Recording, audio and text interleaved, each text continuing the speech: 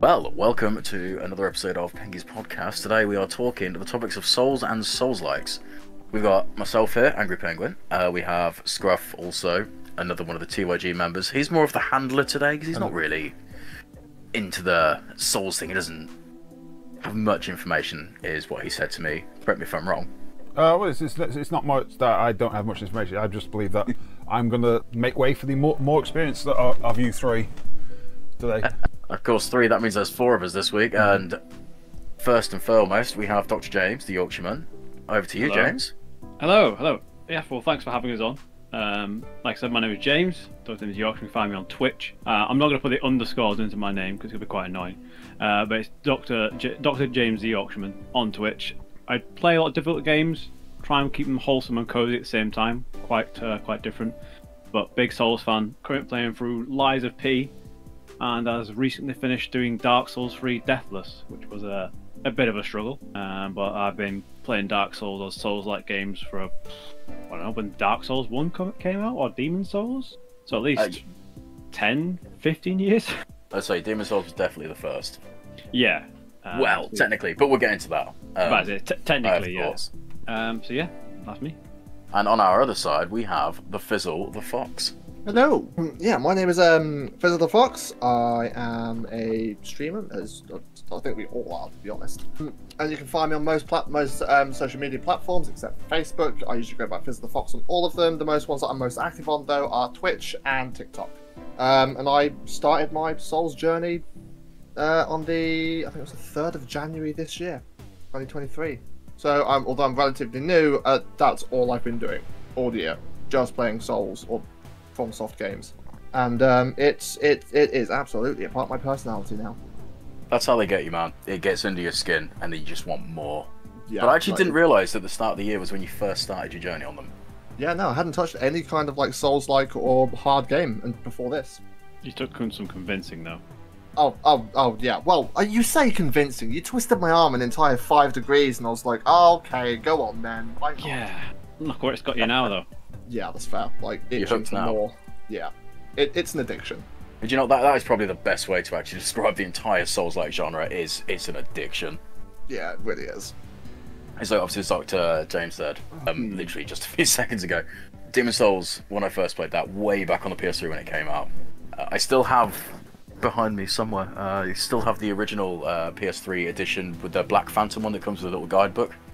The amount of people, when that first came out, they were buying it and reselling it on for so much more money because no one had a clue what was going on. Yeah. Because it was a brand new thing of the gaming world, really. And did you know the fun bit about Demon Souls is, I mean, granted the game anyway, but the actual history behind it, because Miyazaki did so much lying to get that game out. He was asked to produce a fantasy game, and every time he took a build to say, there was like, absolutely not, this is ridiculous, it's too hard. But because it was one of those projects that was on the side, every time the big boys came down, and they'd ask him questions, and he would just lie through his teeth. And it weren't until the final build was ready to launch when everyone saw the game for what it actually was. But at that point, Sony was like, well, go on, if it sells, it sells, if it doesn't, it doesn't. And then look where we are now. It created a phenomena. So what you're saying is Miyazaki's the original Patches? Basically, yeah. Although, if you want to get deeper, Patches was originally an Armored Core. Yeah, I'm aware of this. Something or other. I want to say 1, 2, maybe. Yeah. Yeah, because I know, like in the new one, you can definitely there are references back to Dark Souls 1, because I know you can find patches within Armored Core 6, and I think probably the staple of Souls and FromSoft would be the Moonlight Greatsword. Yes, which actually started its life in Kingsfield. Yeah. Which is why when James said about the first Souls game, technically, in a roundabout kind of way, is Kingsfield, because that was the original Dark Souls, but in first-person dungeon crawler, and it was just as hard. Actually, if not harder. During development, Miyazaki was pressured to make Demon Souls a part of the Kingsfield saga, but he resisted that urge.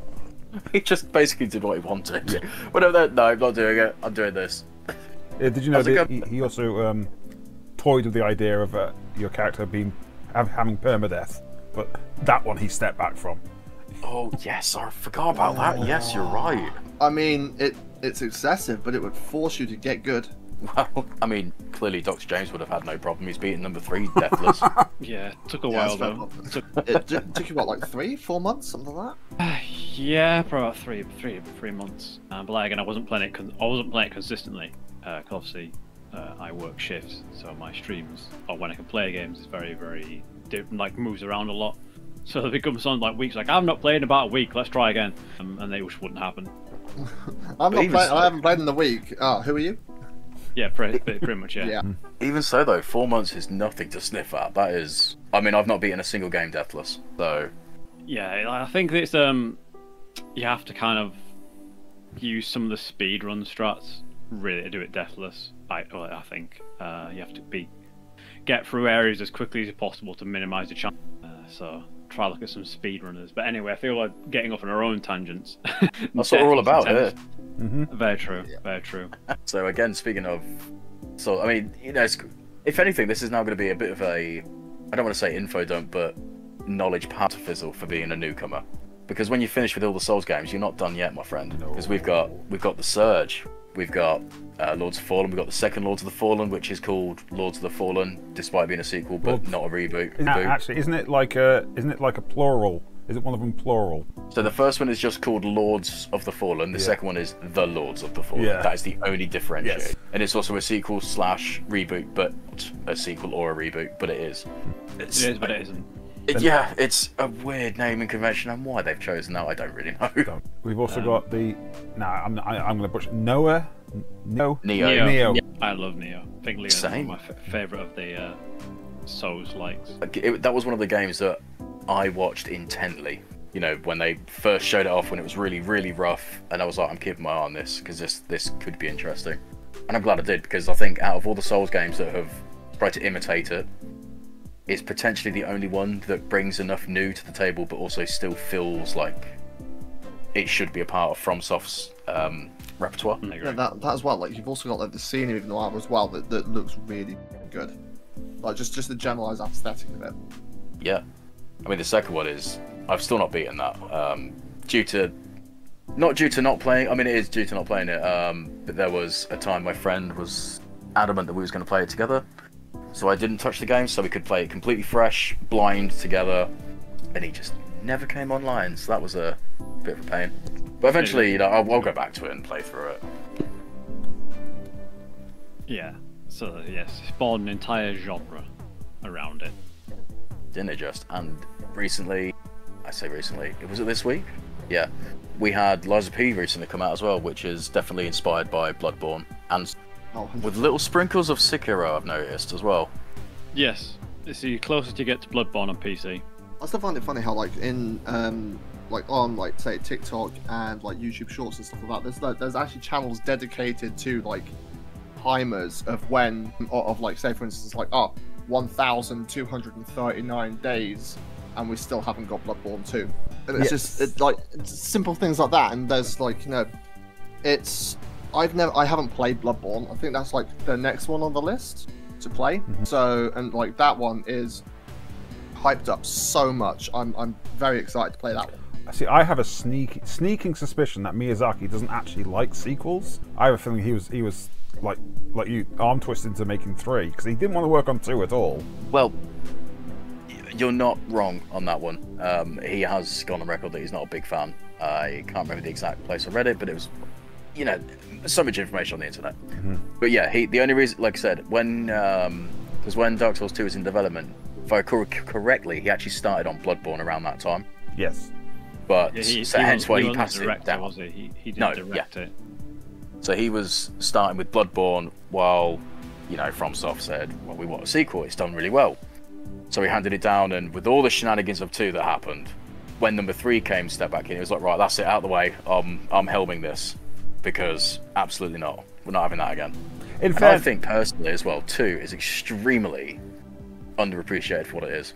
Yes, there was a lot of issues, and the story of it is wild. In fairness, I did some research into that, and because Dark Souls 2 was actually handed to 2 directors at the same time, one stepped down, and so the remaining one didn't have time to rejig, you know, restart everything. So he had to make do with what is. But the content that he did have full control of, the Scholars DLC, is top notch. So there was actually a third one. The one that puzzle pieced it all together. Yeah, that's what I mean. It's the one that did it. Yeah. Because there was one at the beginning who either left or stepped down or something. Then there was one that came in after it, and then, or he might have been at the same time as the first one. I can't remember the exact. And then when again they went absolutely not. That's when the third guy came in and was like, right, what can I do with this? And then, as you said, when the actual scholar, because he helped the DLCs, which why they feel so much different from the base game. And then when he was given the remaster or port of Scholar Edition, that's why the entire game got rejigged, because he had more time to actually play with it. Which again, like, and I know a lot of people absolutely dump on the second game, and it's fair. Like everyone's not gonna like everything, but like, to me, it's definitely one of the most underappreciated entries. Definitely. It was balked on release on PC anyway.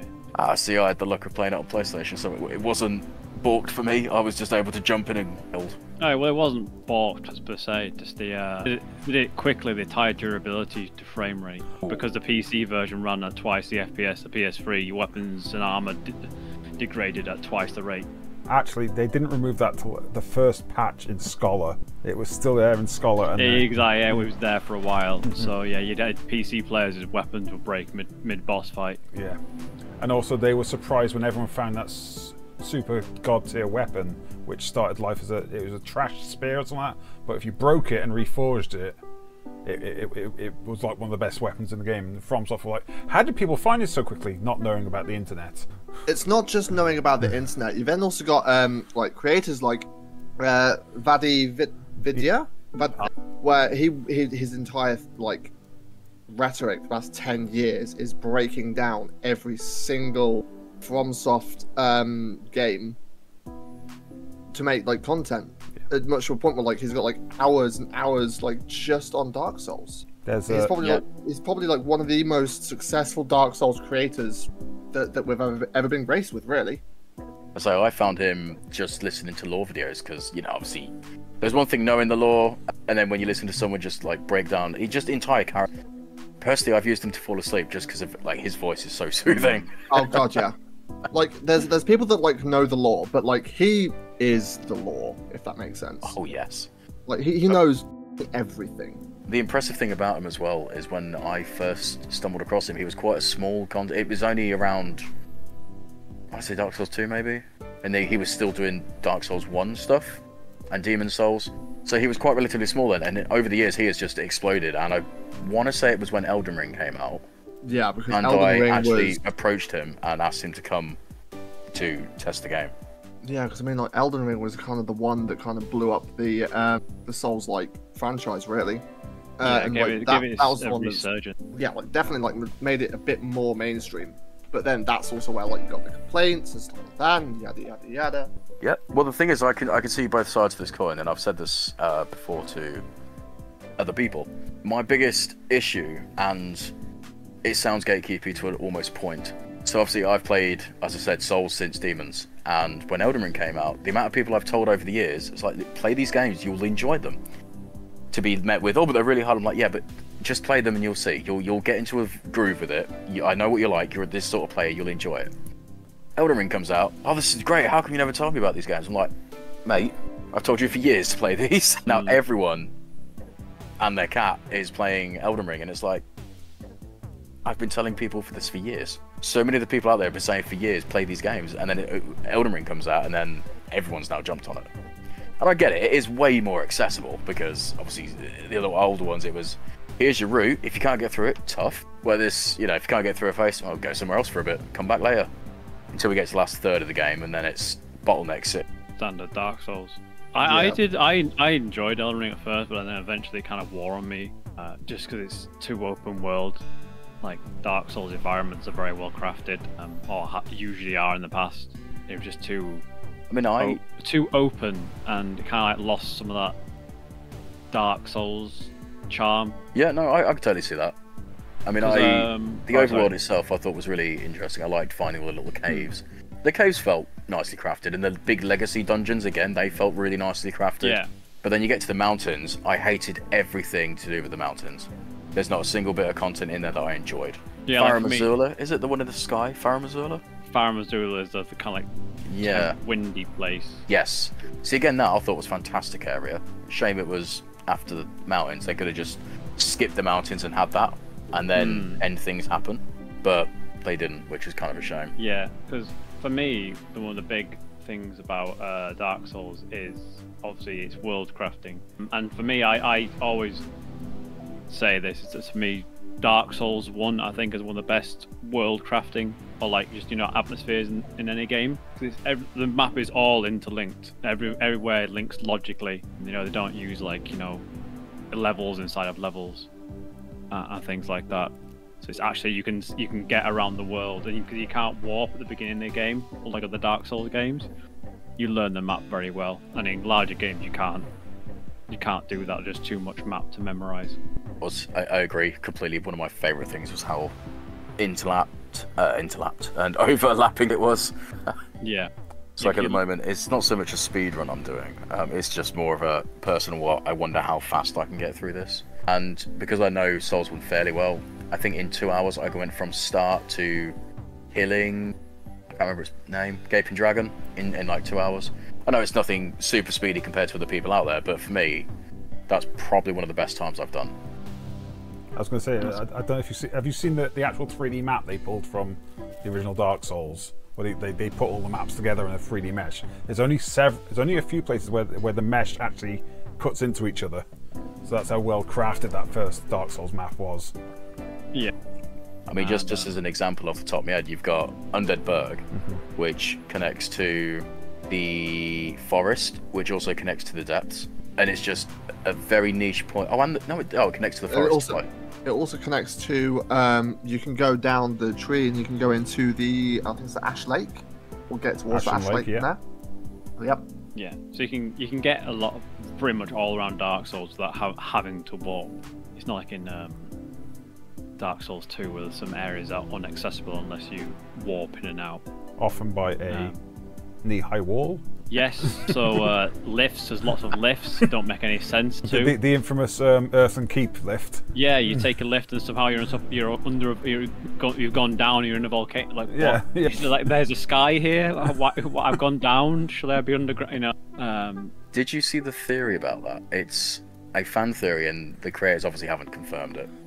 But some things like that, and I'm going to bring it to the other bit as well. When you go to Drand Lake Castle, you go through that very small tunnel, and it just shifts from day to night. And so bits like that, and the elevator up to Nowhere Land. Yeah. The theory is that because you're slowly losing who you are as a person, the reason that you don't, sometimes the connections don't make sense, is because you've lost the ability to remember that.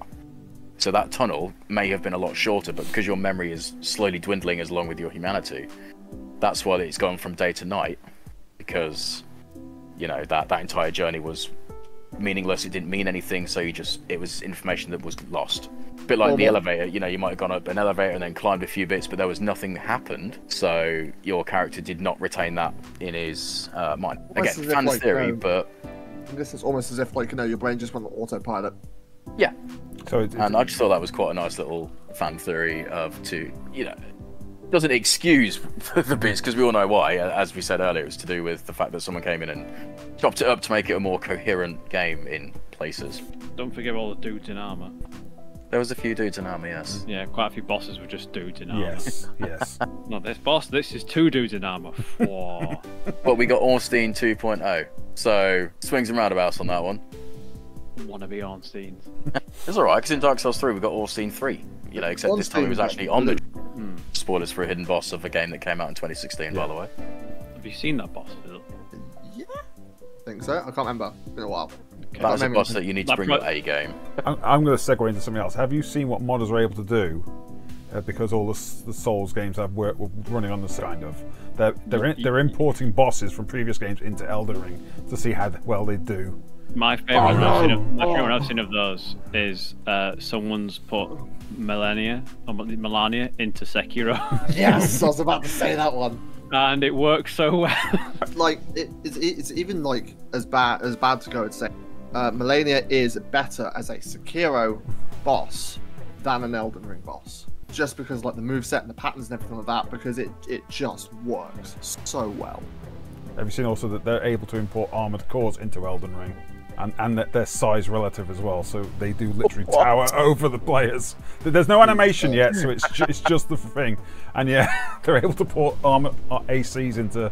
I think the biggest one they did was I believe it's a boss in Armored Core, a worm of something, a tunneling worm, and he literally stretches from the start to Rondon Castle, I want to say. Amazing. Yeah. I would love just to fight Elden Beast as Balthius. Although interesting you say about modders, that just reminded me of something else. So this is a little bit of a deep cut. Modders naturally they dug into the souls and the data miners and stuff. Now it's a very niche thing to remember, but in the early artwork for Souls 3, there were some enemies that kind of wrapped themselves around buildings in the artwork. You can't really get a clear picture of them, but someone data mined and had a little fiddle around and had a look. Now the bosses in Elden Ring, which I cannot remember the name for, but they're like the big tree snake things. They very, very closely resemble those monsters that we never saw in Dark Souls 3. And data miners, as I said, did a little bit of digging, and it's a very good 95% chance that they are a cut monster from Souls 3, but they now have a space and a reason to.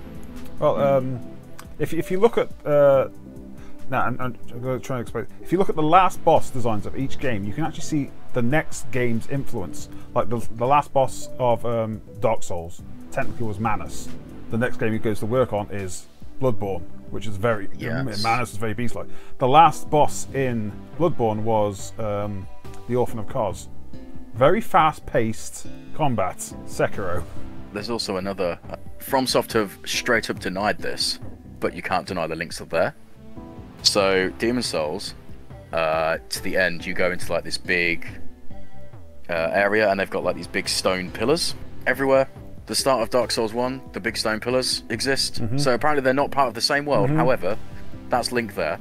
Souls 3 happens. At the end of Souls 3, you give the painting lady some stuff. I know you've played 3, it's fine. So you give the blood to the painting lady, and she makes a world of blood. Now, Bloodborne is completely set within blood. Hence why it looks so different, etc., etc. You know, this is some woman's painting. And then again, like the whole, like, the connection is there, but no one wants to admit it, kind of thing. Or at least FromSoft doesn't want to commit it. That is a running thing, because in each game you can see that what is essentially the Erd tree, not the Erd trees, but trees in fog, pretty much like Ash Lake. That image is repeated in all the games, even to the end of Elden Ring. During the Elden Beast boss fight, there are the trees. Well, that's where it gets interesting, because when Elden Ring came in, everyone was like, well, this fan theory doesn't make sense anymore. Why does Elden Ring fit? Prequel, because you burned things down. One of the endings is the ending is burning everything to the ground. Frenzied flame. What's the thing that the pygmy picks up? A fire. And then we have the souls. So it's, kind of goes backwards a bit. Like the theories are under they are all there, but FromSoft are like, no, they're not connected remotely. I think they are. My friend. Don't lie. What they were probably doing was just like, oh, we'll have this like overarching picture, and then like, at the very end of the series, we'll have like everything will link together, and we'll show it to everyone. Problem is though, the community like figured it out like years before they actually planned on doing that. So they're probably now just like, no, that's not how it happened. Of course not. I mean, it's a slight deviation, but it's almost like the Zelda timeline at this point. Nintendo don't give a flying rat about the timeline. It's purely because the fans kept going. It's like, well, fine, here it is, whatever. And they don't give a flying fig about the timeline. Or maybe it is. And there is still a connecting game. I'm going to slight deviate because Horror Warriors 1 actually brings the timeline back together for Breath of the Wild to take place, but Nintendo are saying Horror Warriors isn't canon. Which is kind of on them, because that actually brings all the timeline back and it fixes everything. And the 3 timelines going into the Breath of the Wild actually makes sense if you do that. Interesting. Wait, has anyone played Horror? I just realised, has anyone played Horror? No, I played Horror Warriors. Is that Dynasty Warriors? But yes, it is. So the core story of Horror Warriors is you're playing a Link in this world.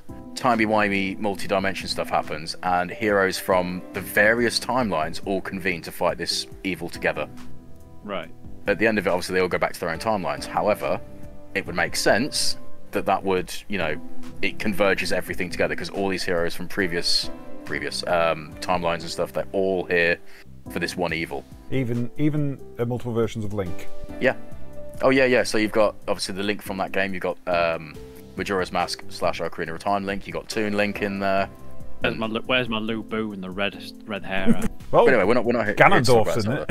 Well, that's true. Yeah. Yes, he's not Lu Bu.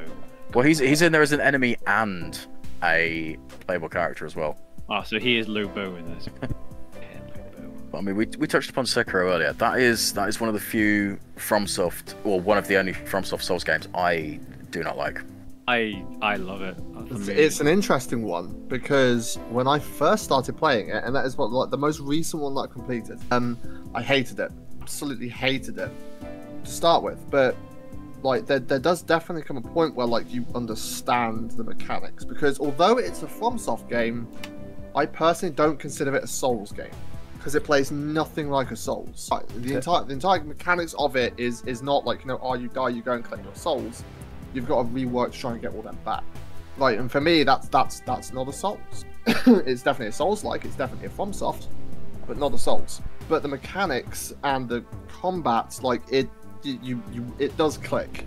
It just takes. See, my biggest problem with it is that the Souls games were all built around the idea of, if this doesn't work, try this. If this doesn't work, try this. You can rechange it, you can change, and try various tactics. Sekiro, it felt to me, it was very restrictive and very locked. It was learn to parry or don't play the game. And that just frustrated me. And it's not like I played 5 hours. I played a good 40 hours of this game. And I was like, you know what? I'm done. I'm out. I'm not enjoying this. I'm out. It's an internet theory that because Sekiro was the one that was published by Activision, famously, there's a theory that Namco Bandai was being a bit rough on FromSoft and saying, you must do this, must do this, must do this. It's a theory that FromSoft went to Activision to say to Bandai Namco, look, we can go to anyone. Let us do what we want. That's the theory. Yeah. That would make sense. It's more of a spectacle fighter. Yeah. Each boss has a certain way of fighting, and it's different. That it's kind of like you have to memorize a boss's move sets more so than kind of Souls game. You can't like one thing, like I said, if one thing doesn't work, you try this.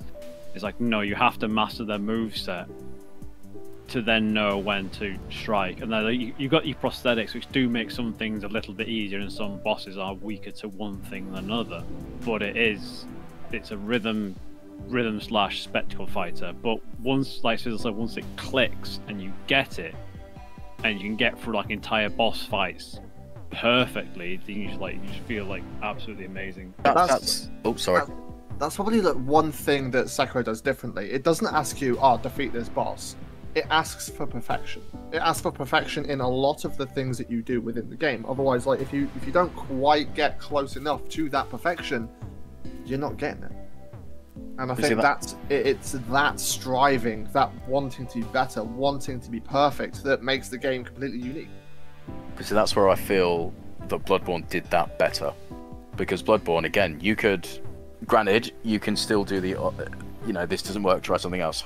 But in the same vein, if you get that parry system down in that game, wow, it's beautiful. And when you get around to playing it Fizzle, you'll understand, because the parry system in that is just so beautiful. Like definitely the one bit of advice I was given, and it was completely irrelevant to me, but anyone who's wanting to play like FromSoft games, whatever else, and stuff like that, I would recommend starting with Sekiro. Otherwise, you'll get into the Dark Souls mindset and you'll think it's a Dark Souls game, and it is not. It's easier to go for it. You can still parry in the Dark Souls series, but you can't roll and dodge in Sekiro, and that's kind of the this balance there, if you will. In my opinion, I think Sekiro's got some of the best visually spectacular boss fights in the Souls series, and I think in a lot of games as well, especially in Dark Souls, when the boss is the same size as you're like, this is, it's kind of like, this is meant to be, like it's gonna be a tough. I'm not gonna drop any bosses that are in Bloodborne, but there's one that's quite famous in the DLC. There's quite a few others as well, again similar in Dark Souls 3 in the DLC, like Sister Fried, relatively the same size. So there's lots of that in Sekiro, and like for example, Genichiro, when you crack that fight, and you're just perfectly parrying the blows. You both you both deflect off each other at the same time. It's got absolutely wonderful visual spectacle.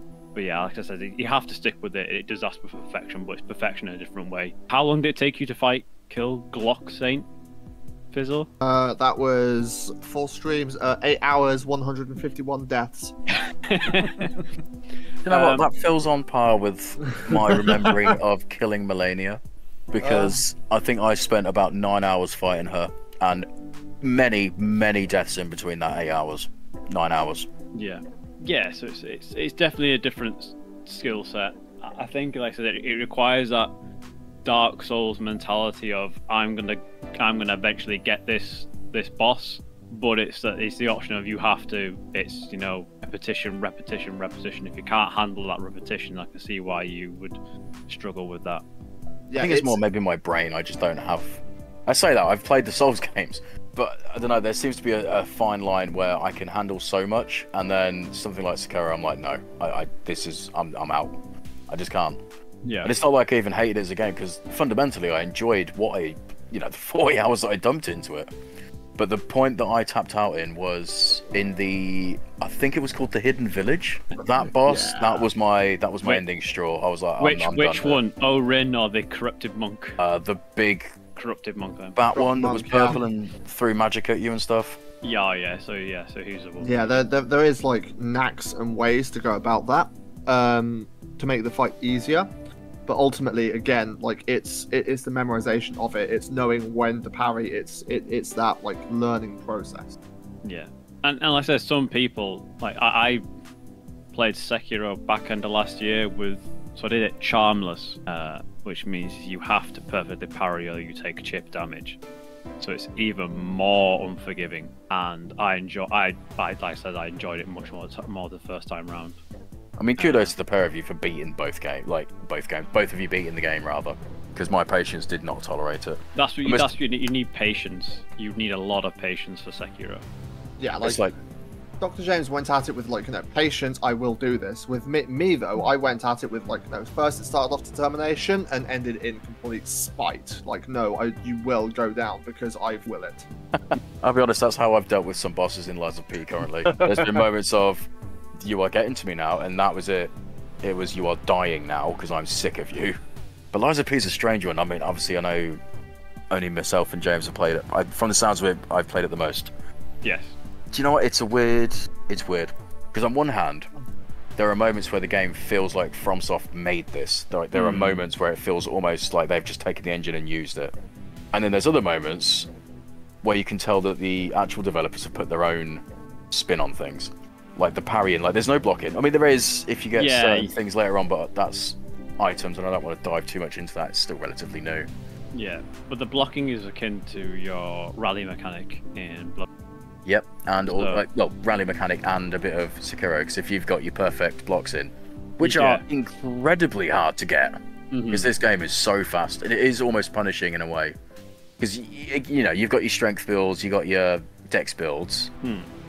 But it almost feels like the game punishes you for me, mainly probably because I always play Dex, to be fair. But it almost feels punishing for playing strength in that game. Just everything is just so goddamn. Yeah, so it's got some interesting mechanics. I feel like it's almost made by the same developers, but it's improved since the demo. The dodge actually is a dodge. You have iframes, whereas before you didn't. But I like when you run out of your Estus. I'm going to call it Estus, because if I call it Estus, everyone knows what it is. When you run out of your Estus, you can still, if you keep fighting, you can get a charge back, and I like that, because it gives you that, because the thing in Dark Souls, and all kind of these Souls kind of games, like, you get to a checkpoint, and you're kind of like, well, I didn't fully explore the area before. If I sit down, I'm going to bring everything back, but I have very little health. It's, do I keep exploring, or do I sit down and reset everything?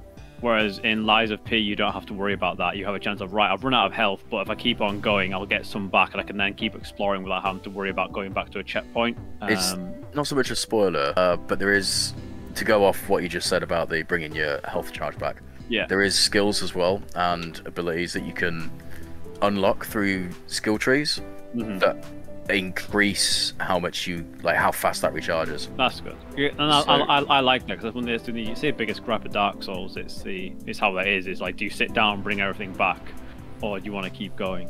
And obviously it gives you a bit more flexibility in doing that, because you can actually get more healing items back. you know, and I think so. It's a hard thing. Like a lot of the games have that kind of like checkpoint mechanic, and that's probably another thing that's probably classed as something as a Souls-like.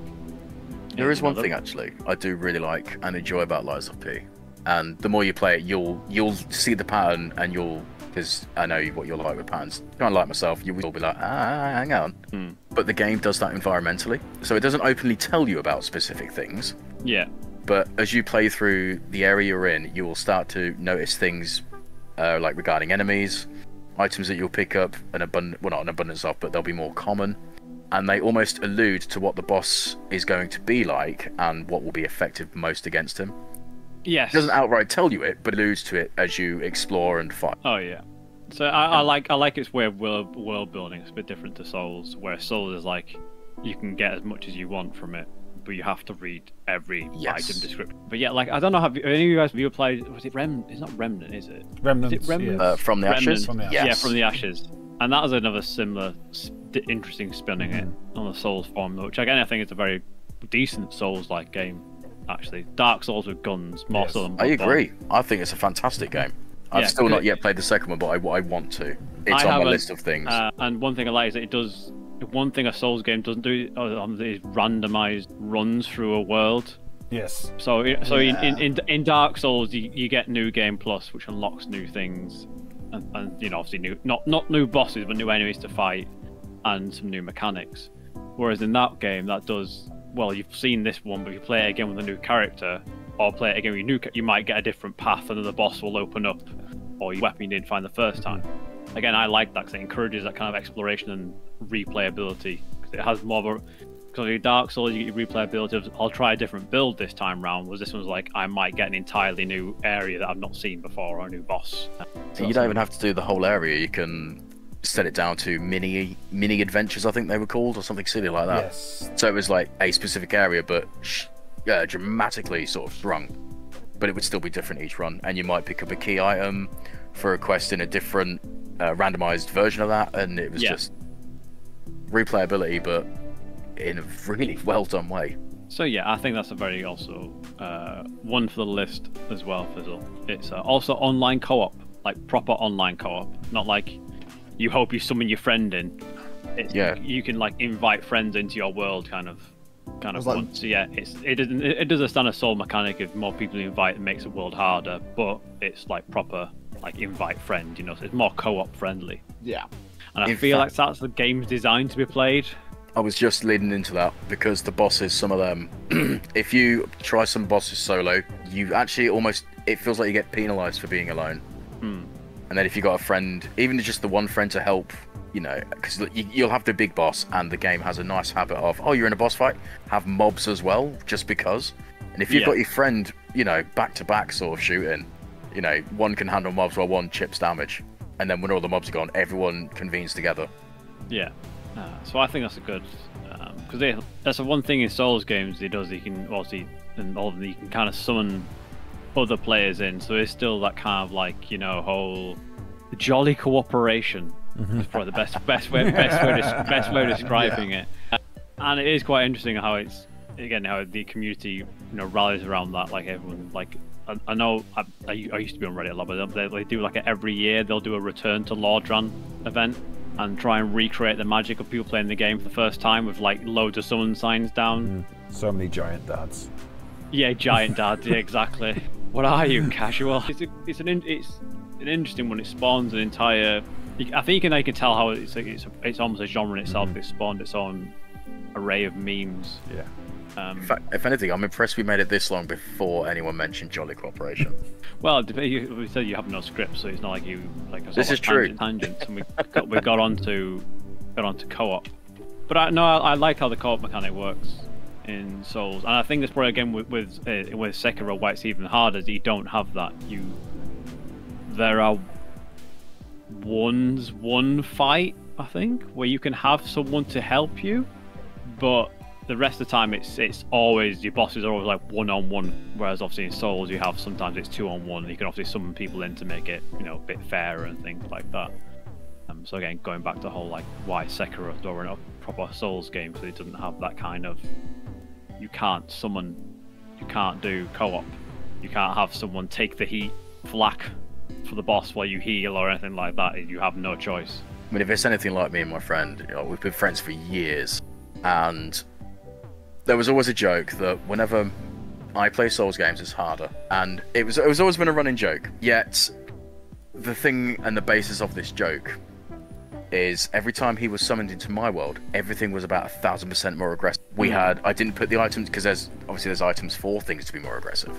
Yeah. I never wore them, but I would help him for, I'd jump into his game, we'd get through his area, then he'd come back, and then we'd do mine. So we would play the whole game co-op just for kicks. And every time he came into my world, it's like, I don't understand why yours is. And, we put it down to, maybe it's just Dark Souls 1. But every time we've played Souls together, my game is infinitely more harder, and I don't understand why. He doesn't understand why, and it's just this running joke now. Yeah.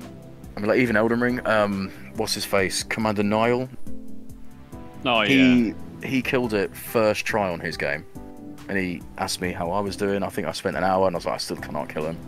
He jumped into my world, and he got flattened within seconds of walking in the room. And he was like, what is going on? How did he do that? I went, I don't know. This is just how my game has been. Okay, the whole time. You know, he was like, yeah. Like with some bosses, like that can be the case with some bosses. You can walk in and just one time them. Yep. Like that happened with me and Dancer Boreal in Dark Souls 3. Whereas I remember Dr. James was specifically having a bit of trouble with him. Oh yeah, for the death run, it took me some, yeah. Yeah, but you are infinitely more experienced with that game. Whereas that, for me, was first time seeing the boss, and I defeated them first time round. The most recent boss that did that to me was in Elden Ring, when you fought Mohg. I was warned by so many people, because I did literally the entire game on stream. When I got to Mohg, everyone was like, yeah, you're in trouble now, this is going to take you for ages. I walked in once, that was it, done. Yeah. Nice. And I was like, that wasn't that hard, but okay. And everyone in the chat went mental. I was like, what's going on? How did you beat that already? I was like, that just wasn't that hard, I guess. Horror LaRue was mine. Oh, yeah. I walked and just one and done. But then by that point I had rivers of blood, so just bleed city. Nice. Yeah. One of those, I see. Yeah, I see. Look, to be fair, my first playthrough of Elden Ring, I've done with every Dark Souls game I've ever done, on stream. I've done it a random level build every time. So I had no choice what my stats were. When I first did on Dark Souls 3, I ended the game with 45 lives. So, cut me a bit of slack when I was playing Elden Ring. I was like, I can use this dex weapon that does bleed. Yes. See, just because that magic looked interesting, because I've never really been a big fan of magic in the Souls games. Everyone says it's easy mode, but for me it's difficult. I just can't use magic in those games. Pyromancy, different story. That's my go-to, but actual sorcery base I can't. But Elden Ring actually looked fun, and the magic looked really fun, so I began my journey as a battle mage. And then I picked up the Moonlight Katana? Oh yeah, the Moonlight Katana, yeah. And as soon as I found that, I was like, well, this has just made my life so much easier now. Just, flap a few magic blades at people. Easy peasy. Easy peasy, lemon squeezy. So yeah, it's and like I say, it's the whole we haven't really talked about some of the negatives. We know what I mean. There's still a lot of gatekeeping that's still going on with Dark Souls, and I still don't get it. If you're a fan of the series, you're a fan of the game, you should let people enjoy it, and not say, not take away from someone's success. I've beaten this boss. Like says, you use rivers of blood and bled them to death. Try fighting them with a rusty kitchen knife. I was only playing. I was only teasing. Yeah, and I think that puts a lot of people off playing the games. I've heard some people say, I don't want to play Souls, especially streamers. They don't want to say, I don't want to stream Souls, because I get a lot of people coming in and being like, oh, you're using this.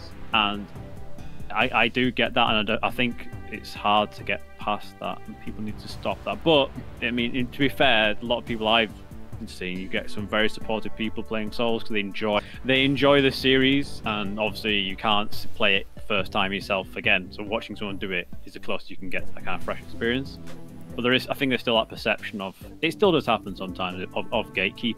I think the best example was someone made a mod to make Sekiro easier by slowing down the combat, and I think the hate that's not the mod creator, but the hate the journalists got for exposing it and using it just like was off the charts, and it's just like, well, you know, the person's playing the game how they want. It's not detracting from your enjoyment. So you shouldn't say like try, you know, you're noob, you're a scrub, you know, calling it journalist mode and things like that. The infamous get good. Yeah. Yeah, the infamous get good. It's a running joke when people say that, but it's supposed to be a joke, not a case of a way of gatekeeping the game. Yeah, like get good is meant to be like it's almost like the catchphrase for Souls, and there's multiple ways you can interpret that. And the best way I've ever heard that be interpreted was by a group of content creators. They're the same guys that do I think they're Australian, and they do like the fantasy like role play, almost like RuneScape-esque like content creation, where it was basically like, get good, and it was just like, no, get good isn't just like this catchphrase that we use. It is you testing yourself over and over and over again until you yourself are good enough to beat the boss. It has nothing to do with your character. And it's initially that kind of ideology. It did start off as a slur, to be fair, but then, as with every game, there's always two sides to community. As James said, you got the gatekeeping side, and then you've got the other side, which is like, yes, come play the game, please come play it. It's really good. You'll enjoy it. You know, we'll help you. We don't care. Whatever. It's fine. Like I've got friends that have wanted to get into it, and they're like, oh, we're struggling. So it's fine. I'll come help you. It's fine. We'll play it together, and you can live the world. But as with every community, you're going to get the ones that are the toxic ones, hence the get gooders. And then the other side is they were using it to mock them, and it's like, oh yeah, get good, So that one phrase has two meanings, because you got the ones that actually mean it, and then the ones that are just mocking the ones that mean it. Yeah. Who've reclaimed it. So yeah, it is a hard one to get right. It's almost the eternal question: should these games have an easy mode for accessibility? It's treading that sort of line, isn't it? Yeah, it's a hard one. It's a very hard one.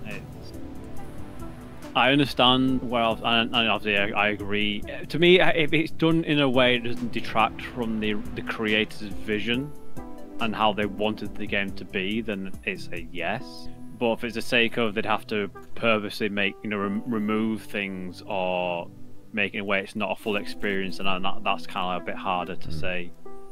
You know, like maybe if it gave you a slightly, like say with Sekiro, if you a slightly larger parry window, that probably would be enough.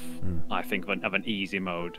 But I'm not sure. Reducing enemy health might be a bit too far, because you wouldn't get it. It's kind of like, how do you do it in a way it doesn't experience? Yeah, I see what you mean. You could probably say you're kind of supposed to do it in a way if you find there are certain weapons or styles which make the games infinitely easier. So you could probably, some people might say, oh, that's them enough putting an easy mode in. But depending on the game, I suppose it's kind of like, it depends. I'm in favour of it as long as it doesn't detract from the developer's vision and how they want the game to play and how they want the player to feel. I think personally, the only major change for me, if I was going to put an easy mode into a Souls game, would be your, I guess, defense maybe would be the best way to say it. So where in most cases a standard enemy, 4 hits and you're done. Increase it to maybe 6 or 7. You get that extra couple of hits before you actually die. Then, and I know, granted, there's armors which do that, but just on like a base level for the health bar itself, if they just increase the parameters, or the enemies didn't take off this much health per hit. Oh, remove equip. That would remove equip load for easy mode. Yeah, that's probably a good one. Yeah. Or start with, say, Havel's ring, something like that. You start with some items that make it so if you remove the FAP ring by accident, it doesn't break, something like that. Best ring in the game. Yeah. Best ring in the game, something like that. So it's a fine balance. For myself, I think if you're going to do a one for Bloodborne, it would be to make it so you don't have to farm healing items.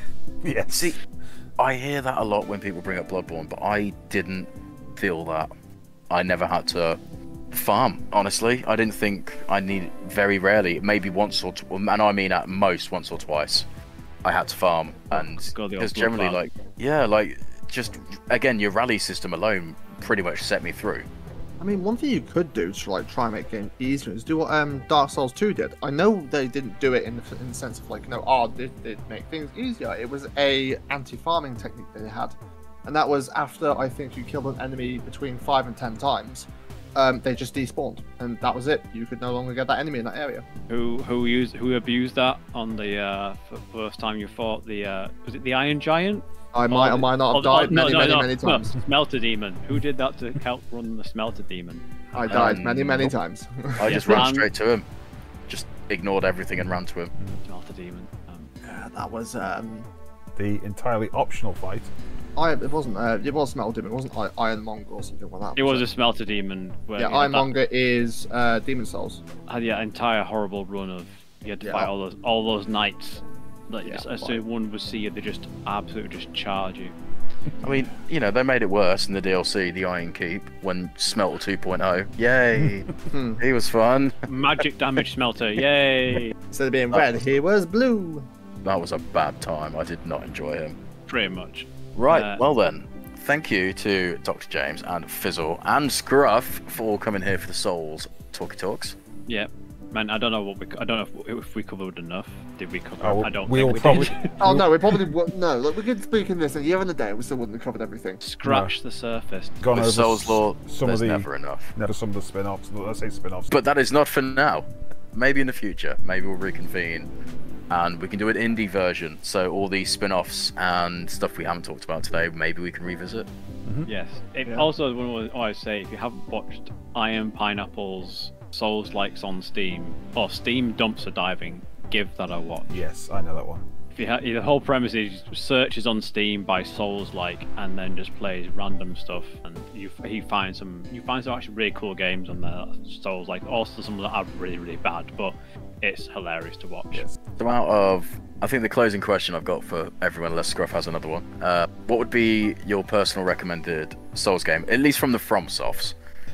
If you have one outside of the FromSoft one, that's absolutely fair. Oh, that's a hard question. Yeah, like. I mean, you can say it all. Like, if you know, if you generally feel play all of them, then you know, I respect that.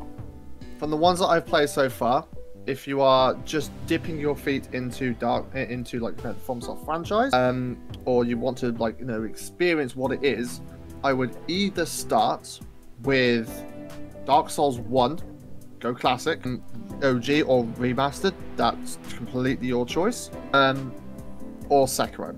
Because you will get two different games out of that and two different experiences. Yeah, I think for me, I recommend the first game, because if you want to get a feel of what a lot of the games are based on and the themes, and I think also it introduces how the lore and the story works the best in Dark Souls 1. You know, you meet a lot more playable character, you meet more NPC, and again, if you want to explore a world that makes sense and you can logically know your way around, you know, by playing half through the game, I would say the first one.